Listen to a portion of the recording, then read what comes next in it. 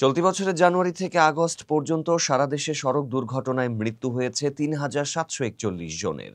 এর মধ্যে ১,২০২ জন প্রাণ হারিয়েছেন মোটরসাইকেল দুর্ঘটনায়, যা ৩২% বেশি।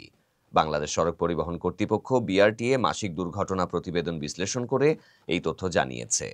বিআরটিএর তথ্য অনুযায়ী চলতি বছরের জানুয়ারি থেকে আগস্ট পর্যন্ত এই ৮ মাসে দেশে সড়ক দুর্ঘটনা সংঘটিত হয়েছে ৩,৯৪৩টি।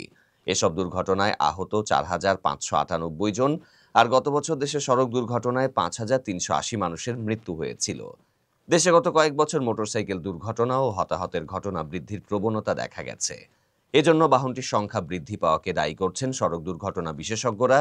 বাংলাদেশ প্রকৌশল বিশ্ববিদ্যালয় বুয়েটের দুর্ঘটনা গবেষণা ইনস্টিটিউটের পরিচালক অধ্যাপক ডক্টর শামসুল হক গণমাধ্যমকে বলেন, দেশে সড়কে শৃঙ্খলা ও নিরাপত্তার জন্য বর্তমানে বড় হুমকি হয়ে দেখা দিয়েছে মোটরসাইকেল। পৃথিবীর অনেক দেশে এখন মোটরসাইকেল ব্যবহার সীমিত করেছে, বাংলাদেশেরও সেই পথে অগ্রসর হওয়া উচিত।